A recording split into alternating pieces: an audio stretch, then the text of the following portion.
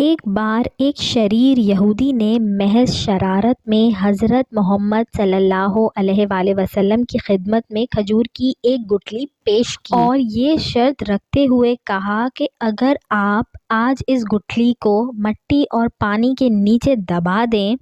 اور کل یہ ایسا تناور کھجور کا درخت بن کر زمین پر لہلہانے لگے جس میں پھل یعنی کھجوریں بھی پیدا ہو جائیں تو میں آپ کی تعلیمات پر ایمان لے آؤں گا، گویا مسلمان ہو جاؤں گا۔ رسول اکرم صلی اللہ علیہ وآلہ وسلم نے اس کی یہ شرط تسلیم کر لی اور ایک جگہ جا کر آپ صلی اللہ علیہ وآلہ وسلم نے اس گٹھلی کو مٹی کے نیچے دبا دیا اور اس پر پانی ڈالا اور اللہ سبحانہ و تعالیٰ سے دعا بھی کی اور وہاں سے واپس تشریف لے آئے۔ اس یہودی کو دنیاوی اصولوں کی کسوٹی پر یقین کامل تھا کہ ایک دن میں کسی بھی طرح کھجور کا درخت تیار نہیں ہو سکتا تھا، لیکن رسول اکرم صلی اللہ علیہ وآلہ وسلم کی ذات اقدس کی روحانیت اور آپ کا اعتماد اس کے دل میں کھٹک اور خدشہ ضرور پیدا کر رہا تھا کہ کہیں کل ایسا ہو ہی نہ جائے کہ کھجور کا درخت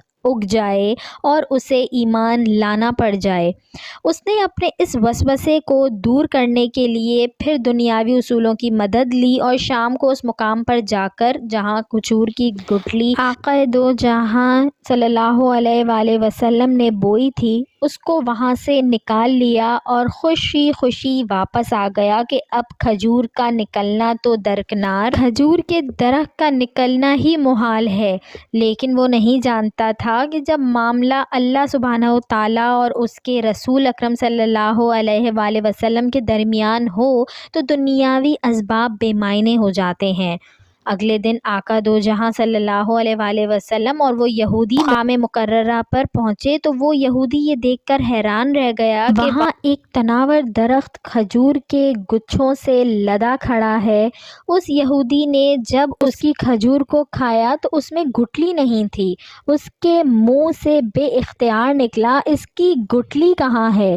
مرقوم ہے کہ اس موقع پر رسول اکرم صلی اللہ علیہ وآلہ وسلم نے ارشاد فرمایا کہ گٹھلی تو تم نے کل شام ہی نکال لی تھی، اس لیے گٹھلی تو کھجور میں نہیں ہے، البتہ تمہاری خواہش کے مطابق کھجور کا درخت موجود ہے۔ کہا جاتا ہے کہ وہ یہودی اللہ سبحانہ و تعالیٰ کے اذن سے رسول اکرم صلی اللہ علیہ وآلہ وسلم کے اس معجزے کو دیکھ کر مسلمان ہو گیا۔ اس واقعے کے بعد سے آج تک بغیر گٹھلی والی معجزاتی کھجور مدینہ منورہ میں خوب اگتی ہیں، دکانوں پر فروخت بھی ہوتی ہیں۔ اس کھجور کا اصل نام سکھل ہے، اسے سخل بھی کہتے ہیں، اور اگر آپ کو نام یاد نہ بھی رہے تو آپ اسے بیدانہ کھجور کہہ کر بھی طلب کر سکتے ہیں۔ اب بہت زیادہ علم رکھنے والے بالخصوص نباتیات باٹنی کے ماہرین یہ بھی پوچھیں گے کہ جب سکھل کھجور میں گٹھلی نہیں تو اس کی مزید کاشت 1400 سالوں سے کیسے ہو رہی ہے؟